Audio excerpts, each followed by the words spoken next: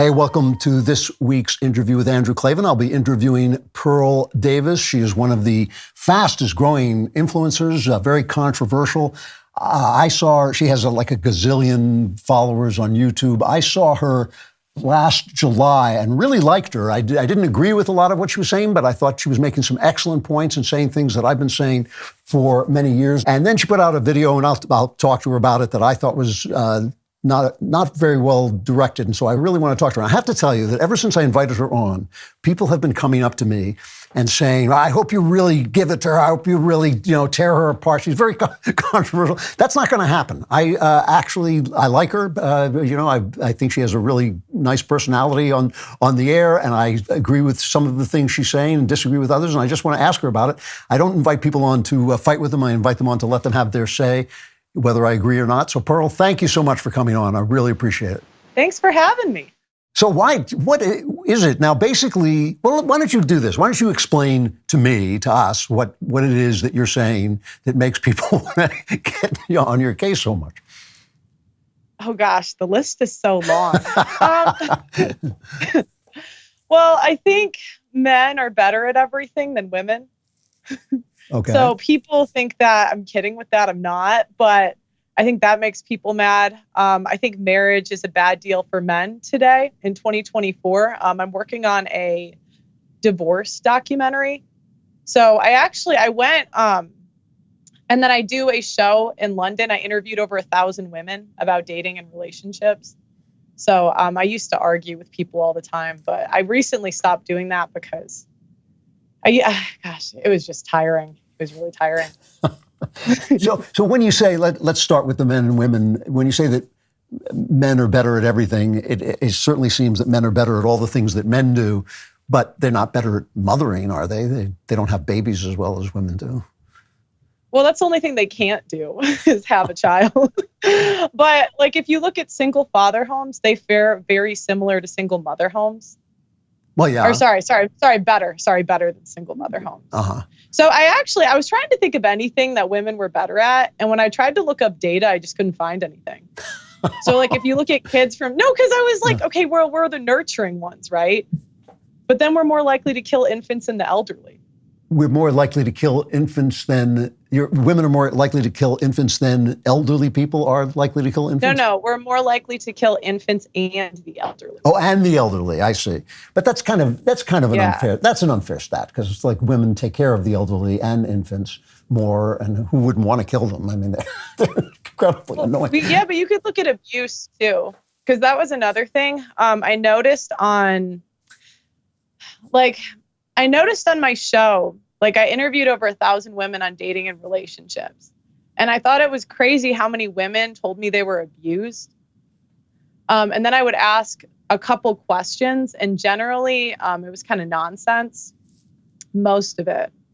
So they never filed a police report. They would always, one girl I had on told me that she was pushed down a flight of stairs, for example, but she kind of forgot the part where she was trespassing, where he told her to get out. So he was trying to get her out of the house, stuff like that. But if you look at abuse stats, when you look at one-sided abuse, it's 70% women. That women do a lot of the abusing, you mean? Well, most abuse is mutual, meaning they're both hitting each other. Yes. But if you look at one-sided abuse, women are more likely to abuse. So when you talk to just about anybody about their mother, if you talk to men especially about their mother and you insult their mother, you usually wake up in the hospital. I mean, people really love their mothers. And it seems to me that there must be something special there that women do. I mean, I'm in this wonderful marriage, and my wife has made a home for me and raised children. Our children are wonderful, and we have this, and I don't think I could have done the things that she did. In fact, I'm sure of it. I know I could not have done the things that she did and the way the generosity that she has. I've never met a man who has the generosity of spirit that not only my wife has, but women like my wife had. So is there something there that you're missing? I mean, it just seems like a big blanket statement, I guess. I was just trying to find any data that supported we were better at anything. I couldn't find any. Uh-huh. I swear, I didn't start with this opinion. I just would think, well, are we better at cooking? And then all the top Michelin chefs were men. Yes. Are we better at raising kids? Are we better with babies, but then we're more likely to kill infants? It's almost unheard of for a man to kill an infant in the first year. It's almost 100% women that do it. Yeah. Again, how many men are taking care of children in their first year? I mean, but then you could look at the elderly, same thing. All right. So, I don't want to argue. You think that men are better at everything. So what is what is your conclusion from that? That they're better at everything. No, but then you said that men shouldn't get married. Marriage is a bad deal. This is the thing that actually kind of attracted me to what you were saying in the first place. I've said that ever since feminism, that if you marry anybody, even feminist adjacent, you're probably going to get a bad deal because men give up something very dear to them when they marry. They give up their sexual freedom, which for men is very important. And so they give up something. What do they get? Now, I got a home, I got a mother of my children, I got wonderful children, I got companionship, I got love. Many wonderful things that I got in getting married, but I'm not sure that as many guys are getting that today. But you seem to be saying that even if you get that, you're kind of getting a bad deal. What % of women do you think are marriageable under the age of 35? Oh, Debt-free. Yeah. Debt-free. Yeah. No tattoos. No sex work. In shape. Uh-huh. And what percent? Do you think it's smaller? Well, you tell me. No, these numbers were confirmed by an actuary. Uh-huh. In a world, it's called A World Without Men. Right. 5%. 5% you think are marriageable? What percent of men are marriageable? No, if 70% are overweight just by that logic. So what percent of men are marriageable? No tattoos, not overweight. Well, we're not measured by the same things. Uh-huh. Why not? Because men and women are different. Men and women are different. Okay, but then that kind of brings me back to the thing you were saying about men and women. I don't know. It just that point, it doesn't seem as good to me. The idea that men are better at everything. Men and women are different, so they do different things. But the idea of marriage not being sorry, go ahead. Well, the idea of marriage not being a good thing for men.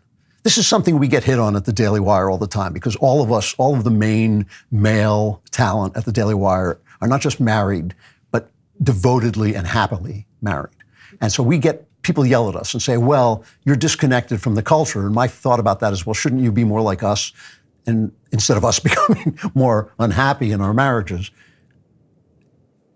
if men are not supposed to get married, what is a man's life supposed to look like? I don't say they should or they shouldn't. Okay. I think every guy has to decide for himself. Okay.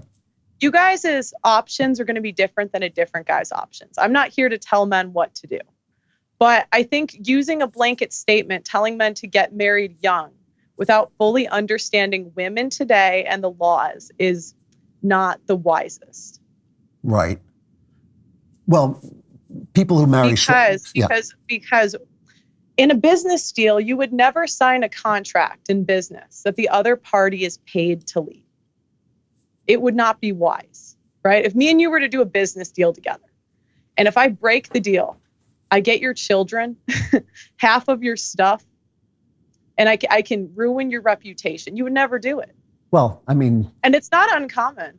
But 30% of divorces are malicious. So people who are married are happier, healthier, they have more sex, they live longer. So about 1% of business startups succeed.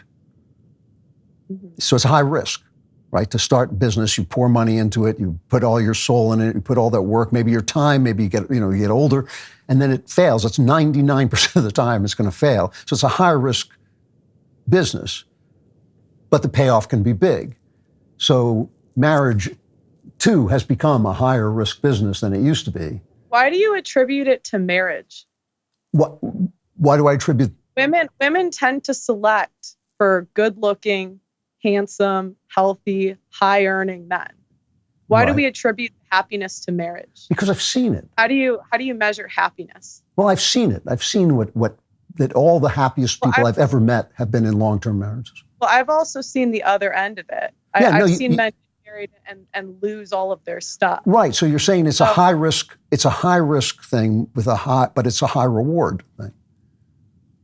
What does a man get out of marriage that he doesn't get out of a live-in girlfriend? Well, that's kind of a strange question, because if she's a live-in girlfriend, then... Which is not uncommon nowadays. But a live-in girlfriend is effectively acting the wife. And can do, in this country anyway, after a while, can divorce you the same as a wife can. So there's no advantage to it.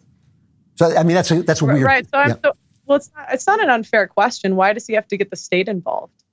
Well, it's not, for many of us, it's not the state, it's the church. I mean, it's a religious act. And it also, I mean, look, when I got married, I had lived with my wife for 2 years. I saw absolutely no reason to get married, except we wanted to have kids and we wanted to be a family with one name. And so we got married. And the minute I got married, I knew everything had changed. Because people are ritual oriented, ritual means something. And so the marriage did change everything. It changed it on the instant. I mean, I knew the second I did it, the second I did it, I'd done the smartest thing I'd ever done. Yeah, but I'm not talking about your marriage though. And I think sometimes you guys take it kind of personal, where it's like, well, but I'm saying, because you guys always refer to your marriages, but we're not talking about you guys. Well, I'm talking about marriage as an institution. The average marriage is 8 years. But what I'm saying, 70% are filed by women. Only 5% of women are marriageable under the age of 35. 90% of child support and alimony goes to women from men. 30% of divorces are malicious. It's not about you guys, but overall the institution. How can you look at those numbers and not see that it's broken? Something's wrong. Well, again, it's high risk, high reward. Well, again, but you always attribute the reward to marriage. Well, because I think I'll give you an example. I think that successful men were going to be successful anyways. I don't think you can attribute it just to their family and women. I think men that are on a mission are on a mission regardless. They're going to be successful regardless. Women select for successful men. I don't attribute it to marriage and family. I attribute it to men following maybe God and their purpose. But isn't it kind of strange that all those successful men, the first thing they do when they stand up at an awards dinner is thank their wives? They seem to feel that their wives had something to do with it. Well, 49% of billionaires are divorced. So you're saying, you're saying two things. I mean, it's one thing. See, the part where I agree with you is I think that marriage can be a bad deal from the stats. But you're saying two things, that like you're actually saying that marriage itself, which has made so many of the men I know will attribute not just their success, but their manhood to marriage. They'll say, like, my marriage made a man out of me. So, so you're saying it's bad even when it's good. No, I didn't say that. I think there are good marriages out there. Uh-huh. But I don't think it's the rule. I think it's the exception. Why do we have phrases like it's cheaper to keep her? Happy wife, happy life. Why are those common? Well, I think those are really dumb phrases. But well, it doesn't matter if you think they're dumb. It matters that they exist. But right? You're talking, and why isn't if marriage was such a good deal? Why aren't men signing up? You're talking about two separate things, though. You're talking about the culture, which is we're obviously in a sick culture. We all know. I think everybody knows that. But you're also talking about the question. Let me put it to you this way: what do you think a man's life should look like? Because, for instance, I think if I said, what should a man's life look like, it would include marriage and family and children. I think that would be the best thing. Now, you want to say, here's a guy who shouldn't be like that, or here's a society that's falling apart and makes it difficult. Those are two different things. But what do you think a man's life should look like? I think every man has to decide that for himself. Right. Like Jesus wasn't married. Well, okay, we'll exempt the son. I'm if we can exempt the Son of God for a minute. But there's examples of great men in history that didn't get married. Yeah, but there's examples of great men in history who were miserable too. I mean, that's not a good argument. I know, but that's my point. I don't think marriage is for every man, and there's not enough wives to go around. Mm-hmm. Yeah. And so, what are men supposed to do in the meantime? It's an interesting thing to say. I'm just trying to get at the thing that you're saying, because I'm a little confused about it, to be honest with you. Like the idea that the culture is so broken that men shouldn't get married No, I don't say should or shouldn't. Okay. You're saying it's a bad deal. I say it's objectively a bad deal for men. Right. By the numbers. Because of the way the court system is structured. That's the reason. It's not because women, of the nature of women themselves. It's that. I mean, is that what you're saying? That's what I said. Yeah. No. Is what you're saying that the court systems are so bad that. Oh, it's terrible. I mean, I don't. But wait. Just a minute. I just want to make sure I understand. But you're not saying that you shouldn't get married because women are a pain in the neck or whatever. No, I'm saying every man has to decide for himself. Right. But there are not enough wives to go around. I mean, objectively, there are not enough wives to go around in 2024. Whether you have 3 minutes in the morning or 30 minutes with Jus Cell, you can keep your face wrinkle-free. Not sure which product is for you? A great place to start is their Gen 90, the new instant wrinkle treatment from Jus Cell. Gen 90 instantly reduces the appearance of wrinkles anywhere you use it, around the eyes, laugh lines, and even the chin. It starts working in seconds. You'll never worry about your skin or your confidence again. Jus Cell's technology is luxurious, nourishing, and silk smooth. There's a reason why Jus Cell has 400% the customer loyalty of other skincare brands. And it just gets better. Jus Cell's XV is a collagen builder moisturizer with vitamin C and hyaluronic acid in a pure natural base for stunning results day after day. And right now, Gen 90 and XV are included in their bestseller package, on sale now. Make your fine lines and wrinkles disappear wherever they are and before you even leave the room. You know, these claims are so big that I actually decided to test one of these myself, and I tested the spot remover, and it worked just like they said it did. It was really pretty amazing. So order right now at JusCell.com/ClavanYT. My listeners will also get a free beauty box, a deep firming serum, and free shipping on all orders while supplies last. That's JusCell.com/ClavanYT.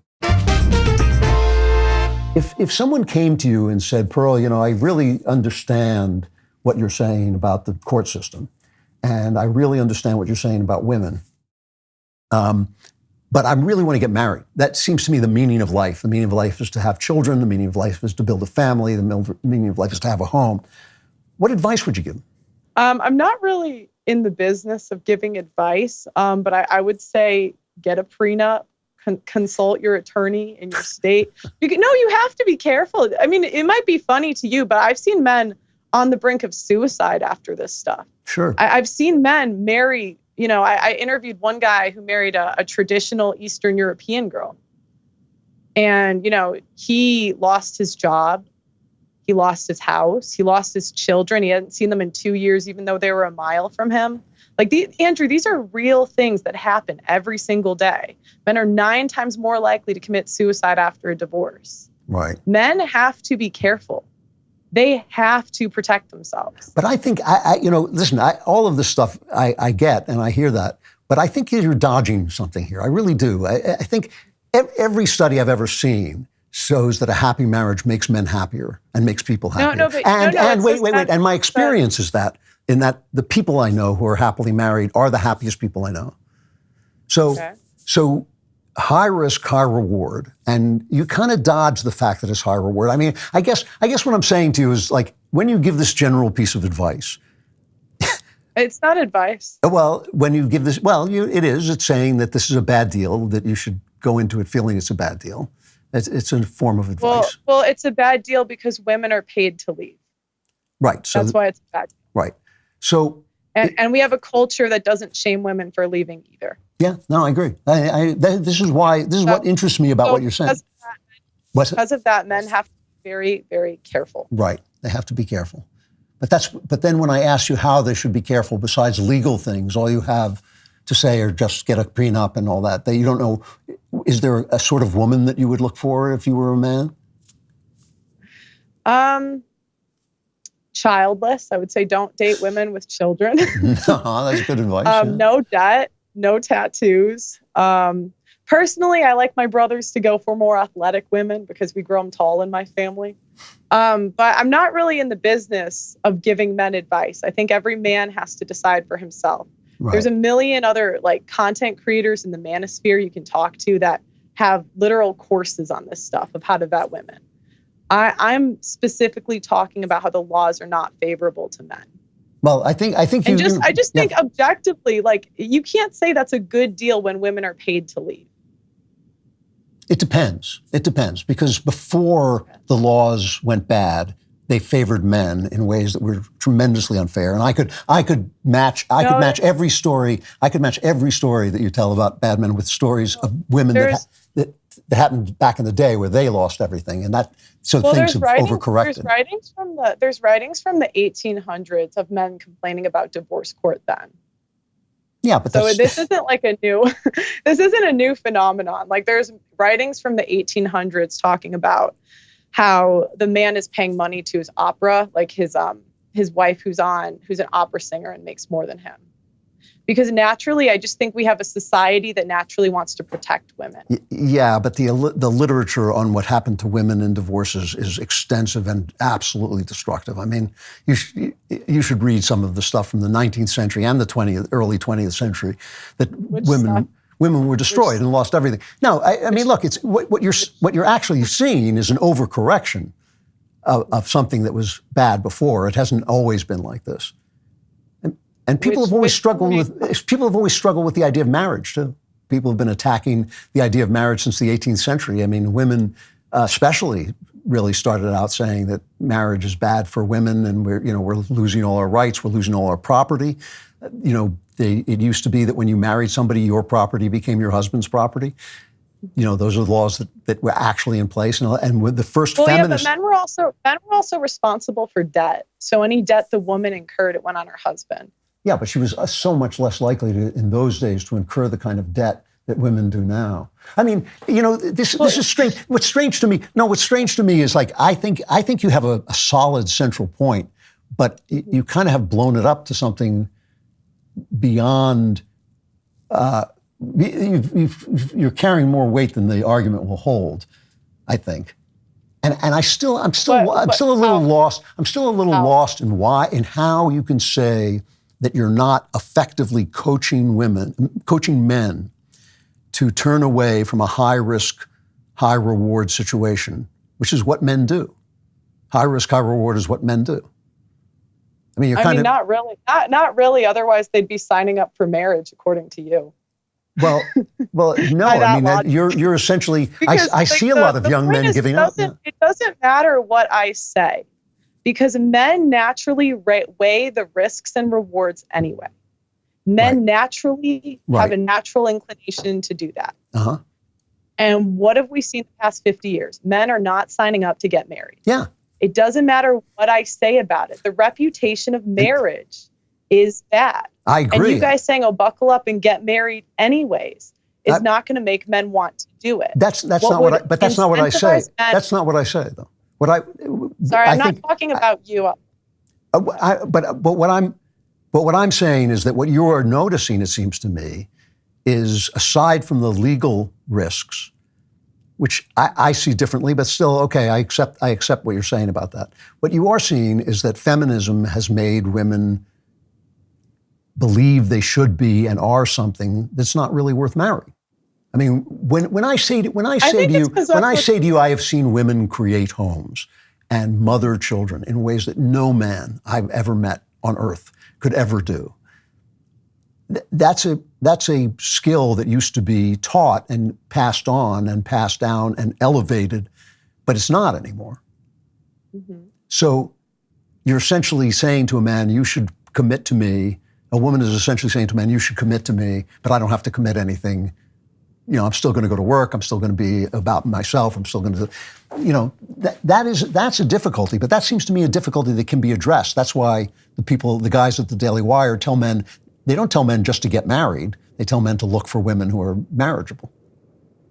Well, when you poll Gen Z, family is on their 7th ranking of priorities. Yeah. So if the women don't want to do it, what are the men supposed to do? Well, how do you think that's going to work out for Gen Z? How do I think it's going to work out? Yeah, I mean, what do you think a society that's without marriage will look like? Well, I think it's going to be a single society.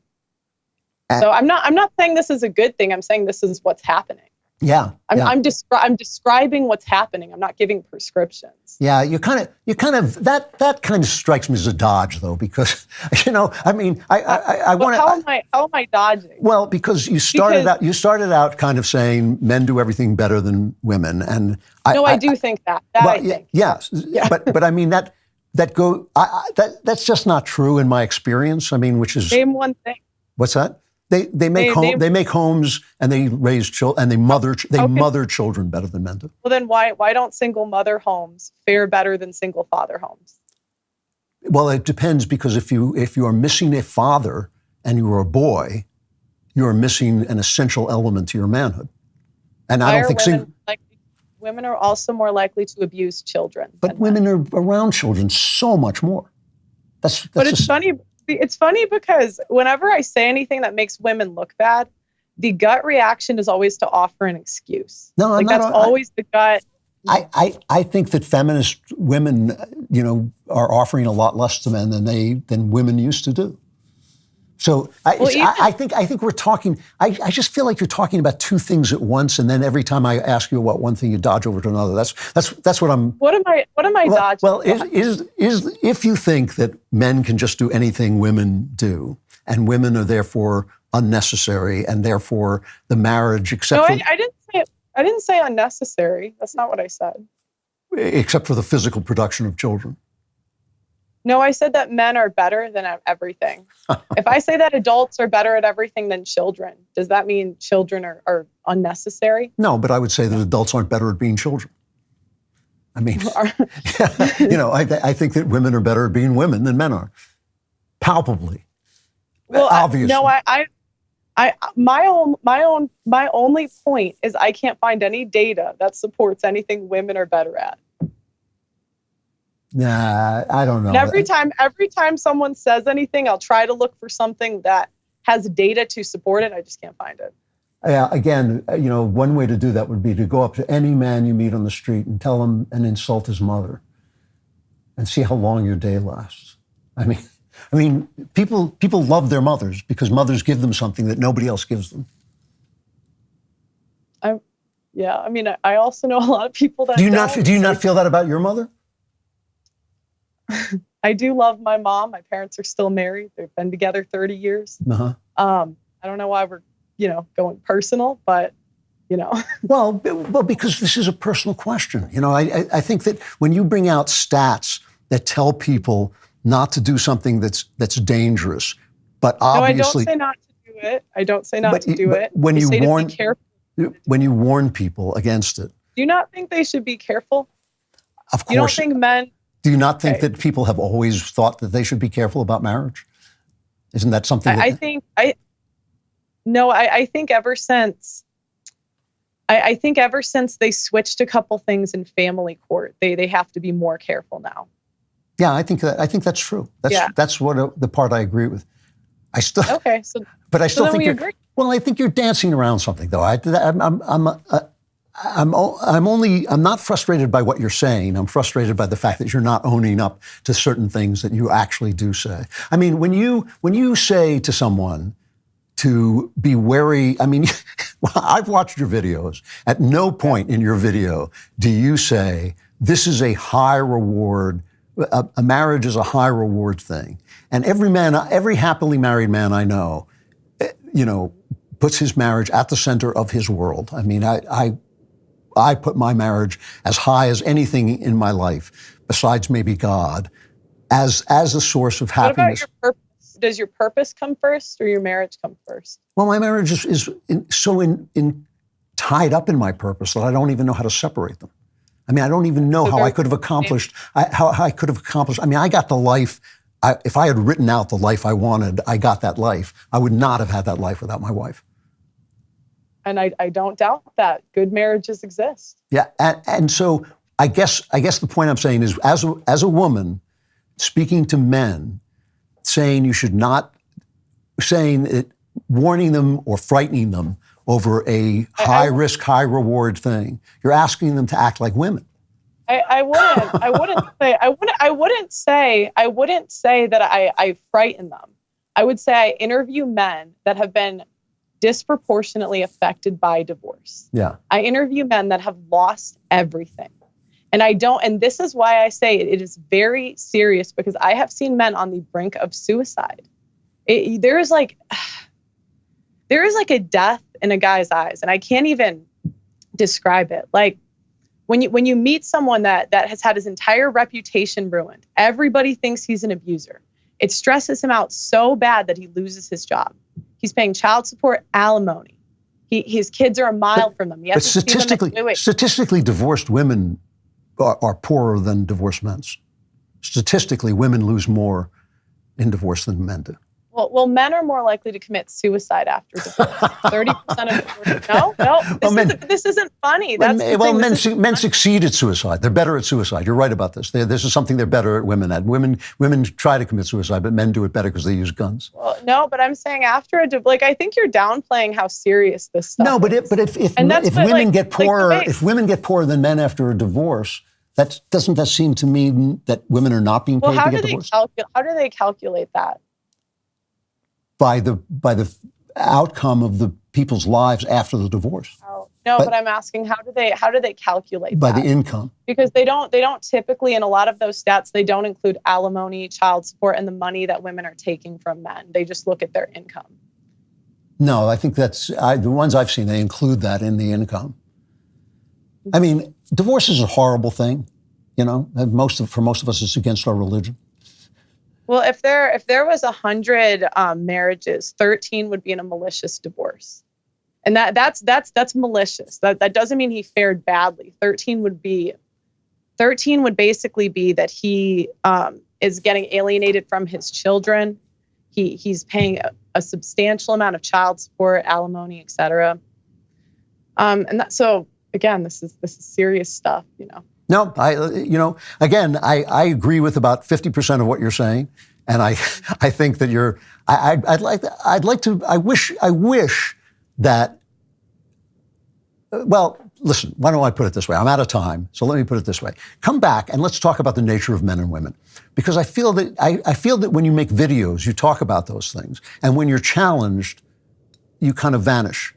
you kind of dodge me a little bit, which I don't see why you should. I don't see why you should, because I actually think a lot of what you're saying is true. I mean, a lot of the dangers of marriage are true, and I think even all the people here at the Daily Wire believe that. We believe it's a high risk thing, but we also believe that it's so high reward that men who are men should take high risks for high rewards.